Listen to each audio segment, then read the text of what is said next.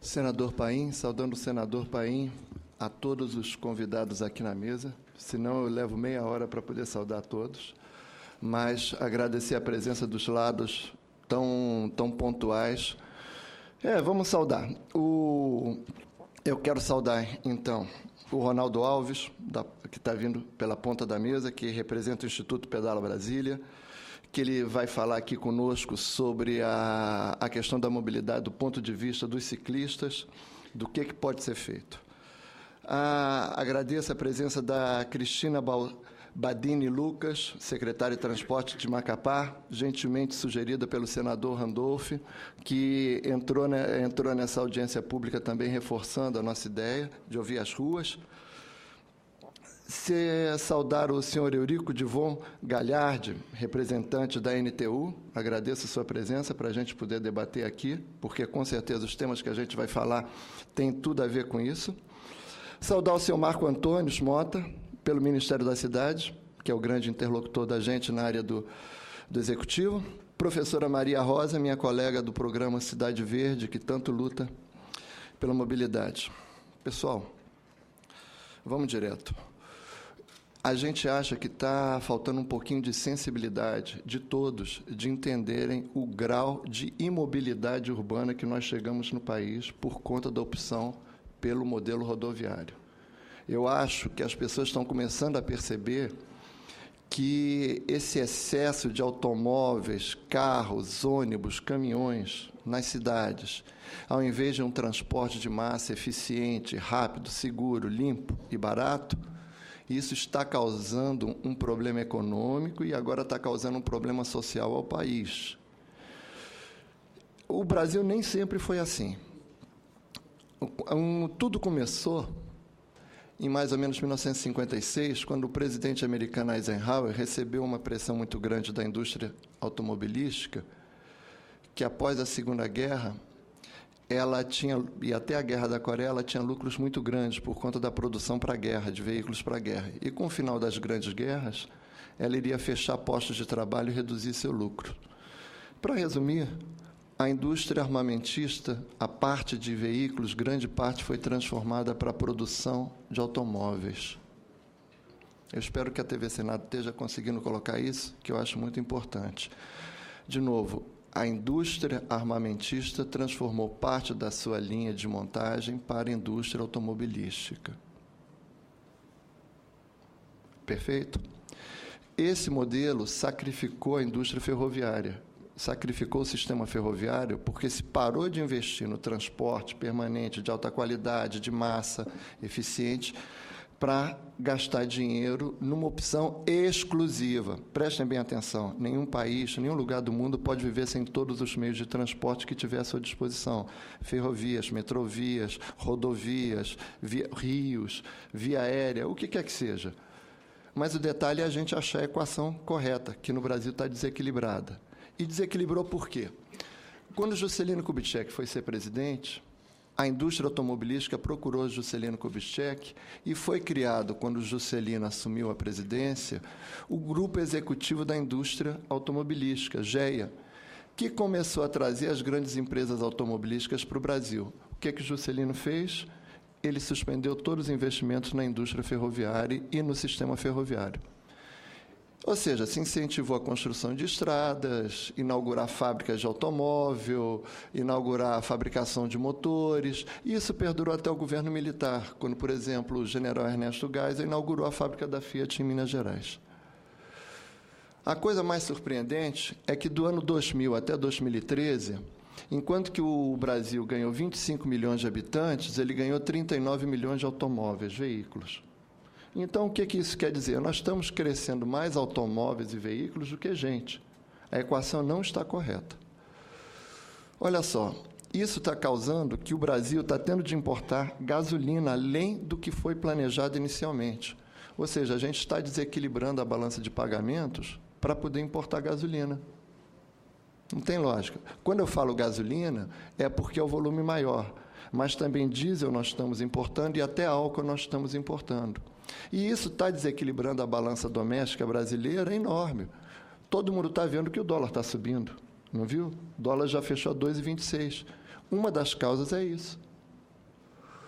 Então, balança comercial brasileira, pior semestre em 18 anos. Enfim, a conta petróleo foi responsável por um déficit de 12 bilhões de dólares. O que eu estou mostrando aqui é só cidades grandes que têm uma linha de metrô grande. Isso é México, isso é Tóquio, isso é o Rio de Janeiro, só tem 2. São Paulo tem 5, está trabalhando com mais 5 para construir. Porto Alegre tem uma, que é muito custo. Eu vejo, inclusive, a atuação do senador Painho, dos outros 2 senadores da bancada gaúcha, conseguiram fazer o prolongamento da linha para além da região do Vale do Rio dos Sinos, já está chegando em São Leopoldo, né? É isso, né? Já passou por São Leopoldo. Já passou e está indo adiante agora, né? Isso, então. Vamos... E não é fácil, né, senador? E verba para ferrovia, metrovia não é fácil.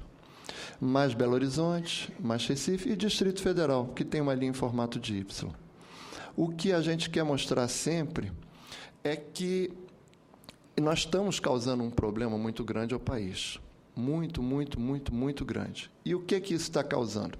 Além da gente estar aumentando a quantidade de veículos, a gente vai modificando as cidades para poder caber esses veículos, porque tudo está trabalhando para os veículos, né? Em vez do ser humano, é o automóvel. Então, se você tem um lugar normal que a água chove ou passa pelos rios, o terreno em volta absorve. Se você vai para uma cidade, as áreas construídas já começam a ocupar parte da área que seria para absorver a água da chuva. Então, as outras áreas tendem a absorver, ou seja, sobrecarrega, mas ainda dá. Mas se a gente construir excessivamente, impermeabilizar excessivamente, com muito asfalto, com muito concreto, as cidades inundam. Por isso que a gente não recomenda essa quantidade de automóvel, essa dependência de automóvel que a gente está. Isso está causando problemas seríssimos. O que a gente recomenda? A utilização de meios de transporte metroferroviários. Essas imagens, olha, são de São Paulo e Belo Horizonte, após chuvas, em áreas que foram construídas para poder fazer rodovias. Porque não cabe, as cidades não cabem mais. Curitiba e Salvador, inundadas. Você vê que a calha por onde passa o ônibus, o ligeirinho, que é o modelo inicial de BRT, você veja que nessa região já está inundada. Há locais lá que inunda de tal maneira que para tudo, como qualquer cidade brasileira. Brasília, inundada completamente. E aí que eu queria mostrar o caso mais interessante, para a gente colocar aqui para discutir. Seul, que é a capital da Coreia, ela foi parcialmente destruída pela Guerra da Coreia. A Coreia era um país pobre. Como parte da sua reconstrução, o governo adotou uma política de incentivo à indústria rodoviária. E essa parte onde corria o rio, um dos rios, não me lembro agora o nome, acho que é Mekong, um dos rios...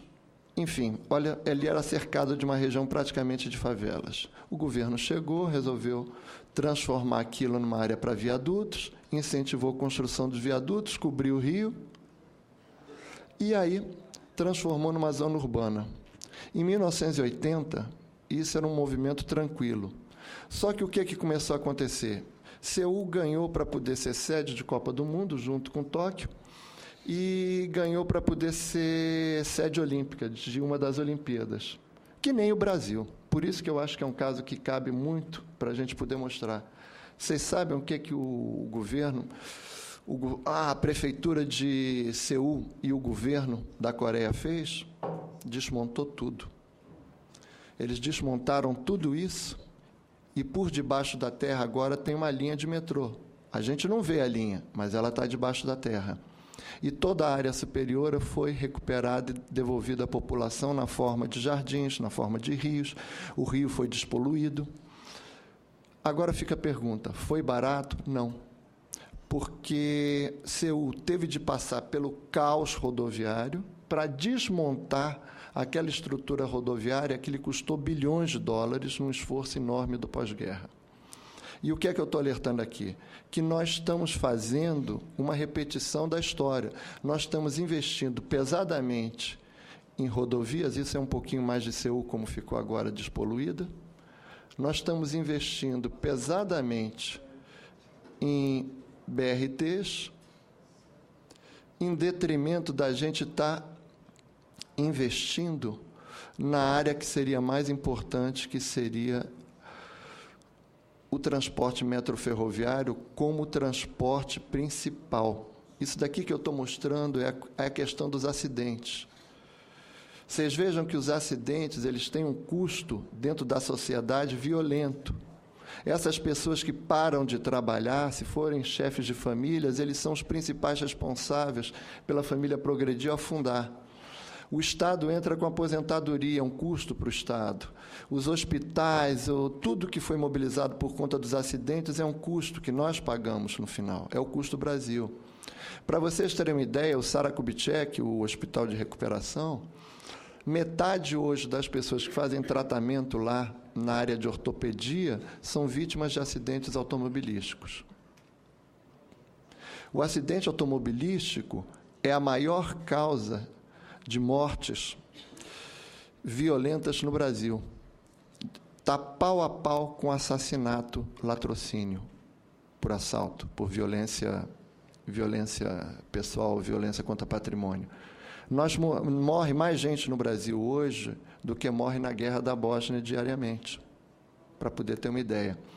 Eu trouxe essa imagem de um pulmão de um fumante, um pulmão de um não fumante, para poder mostrar o que é a diferença da inalação dos gases dentro do pulmão dos seres humanos, ou qualquer outro animal. Pois é, pessoal, o pulmão das pessoas que moram nas cidades está se tornando um pulmão de fumante. Os locais onde estão próximos, as ruas, avenidas, rodovias, onde tem grande circulação de automóvel, que libera CO2, porque o álcool, ao contrário do que as pessoas imaginam, o álcool é poluente, porque o álcool tem carbono na molécula. Então, quando combina com o oxigênio, forma CO2. Então, tem liberação de CO2. A gasolina é um hidrocarboneto, libera CO2. O diesel é outro hidrocarboneto, libera CO2. Então, não existe combustível a combustão limpo, tá, ok? Desses que a gente está utilizando, desses. Isso não é bom. O que eu acho importante aqui, corredores de ônibus fazem uma geração de poluição ambiental muito grande. O modelo básico dos corredores de ônibus é o Transmilênio, que imagine você colocar a quantidade de pessoas que deveria ser transportada em trens de metrô, colocar em ônibus.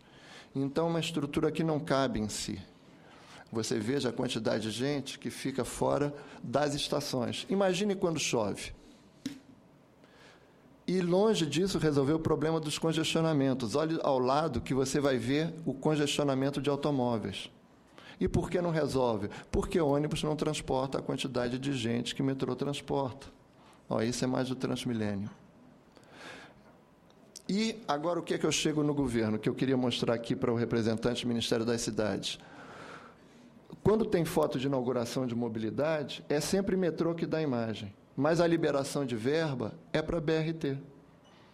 É privilegiado os projetos que são privilegiados os projetos para a BRT em detrimento dos projetos de metrô VLTs. Olha a desproporção. Entre corredores de ônibus e BRTs, foram 28 liberados no último anúncio da ministra. Metrôs, 4, sendo que um deles é de Brasília, que é pífio. Eu nem vou comentar o que é, sabe, é inócuo isso que está sendo feito. Os 2 VLTs, um é de Brasília, está parado. Está parado, porque o governo abandonou. Então, quer dizer, 28 BRTs. Obrigado. Então, o que a gente explica? Que cada meio de transporte deve ser trabalhado para a sua quantidade confortável de passageiros. Então, se você tem uma van, você usa para percursos que você precisa até 20 pessoas e de curta distância. Se você tem ônibus, um ônibus normalzinho, até 50 pessoas. O biarticulado 120, o articulado 120, o biarticulado mais ou menos 160, embora já esteja muito cheio. Os veículos elétricos sob pneus, que são os ônibus elétricos, piso baixo e alimentados por cima, a gente chama de VELP, veículo elétrico leve sob pneus, eles já levam até 180. Os VLTs, veículos leves sob trilhos, já levam até 380 pessoas. Monotrilhos, até 1.000 pessoas. E metrô e um trem levam 1.800 pessoas tranquilamente, 1.840. Então, o que a gente está dizendo? Isso daqui é uma amostra de como você, dentro de uma cidade, compõe a utilização de um VLT conforme o horário. Se você tem uma demanda maior, você aumenta o número de carros internos. Se tem uma menor, você diminui. É um raciocínio simples. As cidades em que você concentra a principal parte do transporte com veículos elétricos, as cidades ficam limpas, porque não tem emissão de CO2, né? Circulando em cima, são os ônibus elétricos, que a gente está mostrando. Então, veja só, a gente está colocando que existe espaço. Falo para o representante da NTO entender isso, para não... disseram para o senhor. Não, eu estou lhe dizendo. Há espaço para todos. Só que tem de ser inteligentemente dividido, porque do jeito que está, a gente não consegue avançar. Simplesmente as cidades não andam. Vamos lá. E como ficariam as cidades se a gente fizesse? Pega uma cidade como Taguatinga, aqui no Distrito Federal, e faz uma reformulação para ela trabalhar com transporte eficientemente. Você alarga a calçada, cria uma ciclovia, põe uma faixa dupla do VLT, é esse azul. Esse azul aqui é o VLT, Veículo Elétrico sobre Trilhos. Do outro lado tem uma rodovia, tem uma pista, uma rua, para ser mais exato. Cabe para todo mundo. E embaixo da rua, aqui embaixo, está passando um metrô.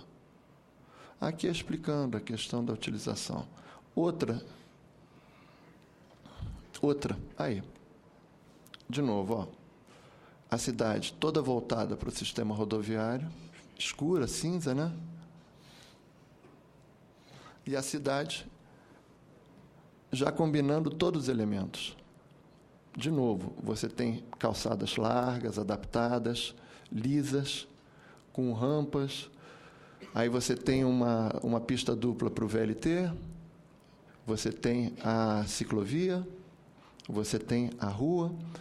Aqui em cima, isso daqui é um aparelho interessante, que vários países já usam. Como você tem câmeras na rua e você tem uma circulação pequena, você tem um contador. Em frente a cada vaga tem um sensor, como sensor de automóvel, e ele avisa naquele painel se tem vagas ou não tem vagas. Temos 3 vagas, temos 0 vagas, temos 10 vagas, temos 0 vagas de novo. Enfim, a pessoa não entra inutilmente na rua, ela não precisa pegar essa rua inteira para poder descobrir. Já tem um aviso, se ela precisar, ela pega. Então, o que acontece? Nós temos hoje uma oportunidade enorme da gente transformar isso nisso.